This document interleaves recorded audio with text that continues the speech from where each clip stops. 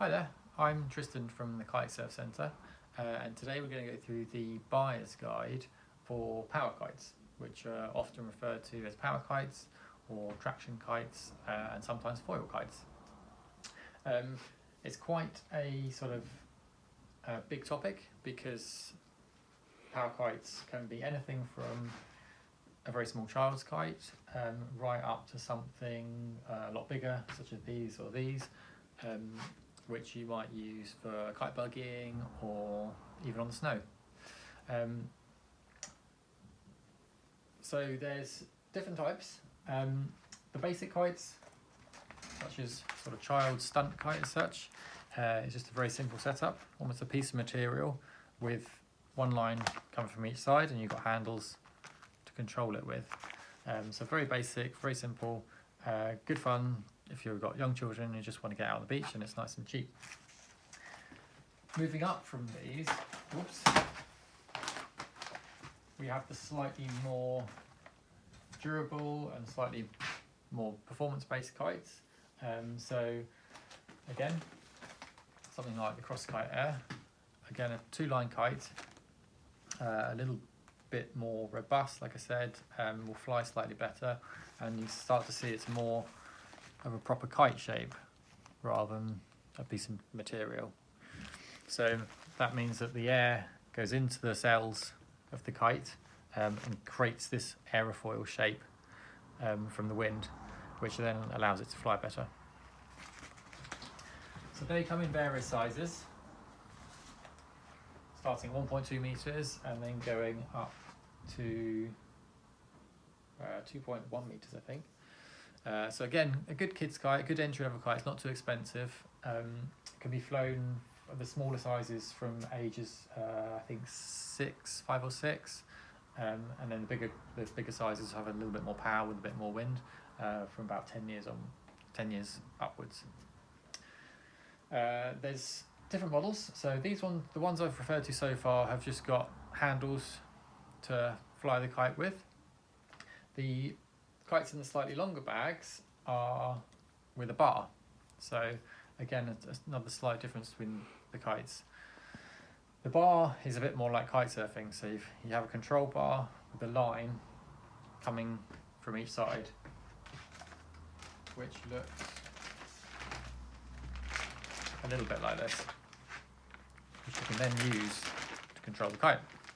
So we use these for training for kite surfing, because it's a very similar feeling to kite surfing, and a lot of the sort of more intermediate or advanced kites in terms of pricing will come with this setup.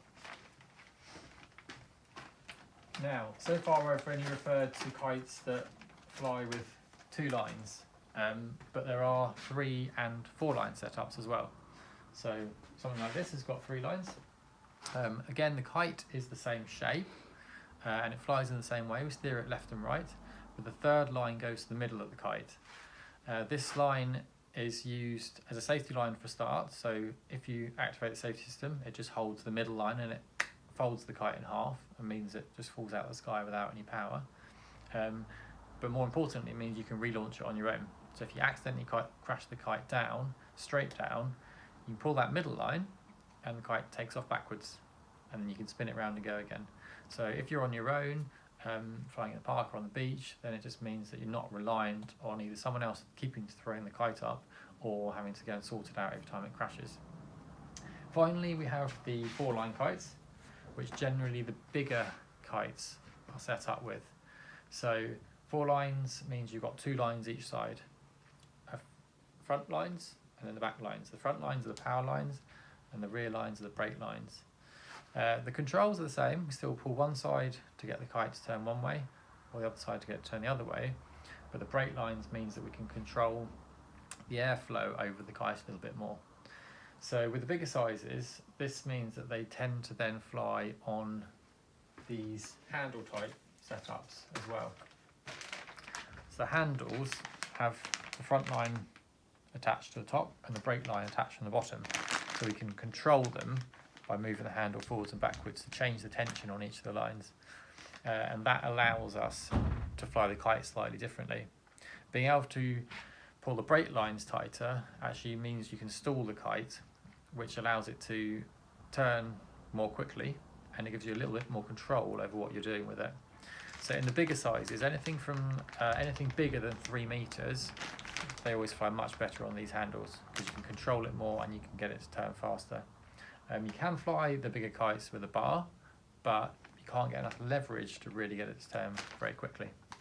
So that's the difference between the handles and a bar. Finally, we've got the different lines that they come with. So you can see here it's got a few different options in terms of the strength.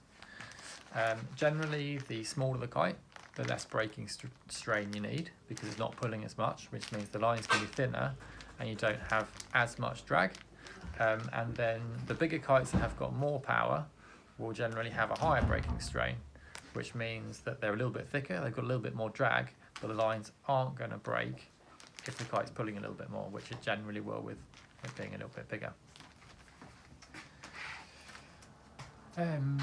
Every kite, or almost every kite, comes with what we call a kite killer.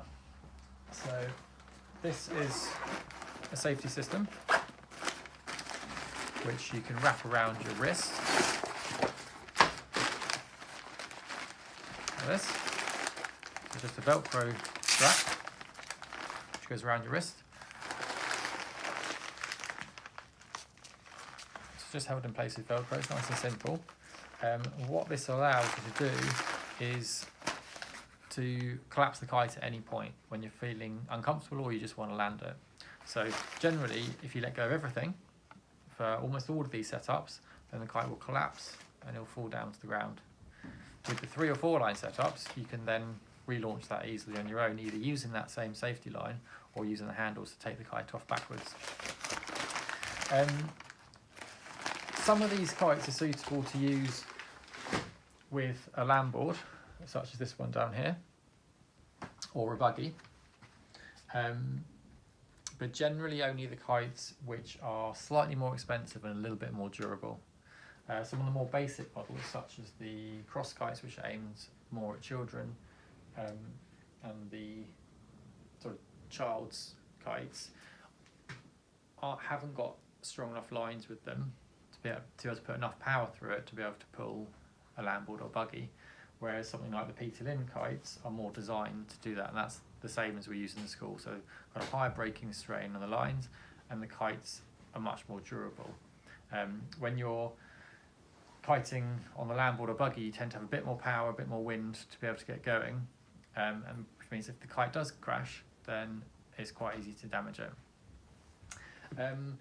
Finally, just going to go over what differences there are, which affects the pricing of the kites. They do vary quite considerably. Most of it comes down to the materials that they're made of and how they're manufactured. So a simple setup, such as these cross kites, are just a lot more basic. So softer materials, less braking strain with the lines, more simple handles, and generally don't come with any sort of extras. Whereas the Peter Lynn kites, which are a bit more durable, a bit stronger, have a lot more seams on them, the way that they're manufactured, so there's a lot more strength there. And within the cells, which are these parts of the kite, they have a lot of reinforcement within the kite itself, which means that if they are crashed or mishandled a little bit, they're less likely to tear either on the main part of the canopy or actually inside the cells. So they can be used in stronger winds, they can be used for the kite buggying and so on. And the braking strain, obviously the lines, so that they're a little bit tougher. The last kite I'm going to touch on is the Peter Lynn Skim. So a slightly more rare kite. This is something that can be used on the land and on the water. So there are crossover kites. So this can be flown as a normal kite, but when it's on the water, it's got closed cells, which means all of the front section and the back section isn't open. So on a normal kite, you've just got a big hole at the front of it, which allows the wind to blow in and it creates the shape of the aerofoil. This one has a kind of valve system on the front, which allows the wind in to create the shape of the kite, but if you then crash it on the water, it doesn't sink. So it's quite a good crossover if you're learning to kite surf, because you can use it for static flying on the beach, or buggying, or kite landboarding, but you can then go out and do a bit of body dragging and sort of getting familiar with that side of things as well. Now, Powerkites are really, really useful tools for learning any of our kite sports, because the controls are all exactly the same. Whether you want to go on the water, or you want to go on the kite buggy or landboard, or just flying the kites, the controls are exactly the same. So these are a really good product to get into the sports, to learn the basics, and also to help with your progression if you are going on to some of the other aspects of the sport, and it will actually probably in the long run make your whole learning process easier and a lot cheaper. In terms of choosing the right kite size, it's important to look at how they're measured. So some of the kites are measured by their wingspan, and some of them are measured by their surface area. So look at the product description to see which one is which, because it does quite drastically change the overall size of the kite. If you're looking at the kites and not sure exactly which size to go for, generally the smaller sizes are good for static flying, just flying around on the beach. The middle sizes are good for sort of entry level into kite buggying, and anything from sort of quite light to moderate winds. And then the bigger sizes are only really a benefit if you're going to use it for kite buggying and landboarding, and you want to be out in the lighter winds. So the middle sort of sizes are generally the best if you're trying to choose which one to go for.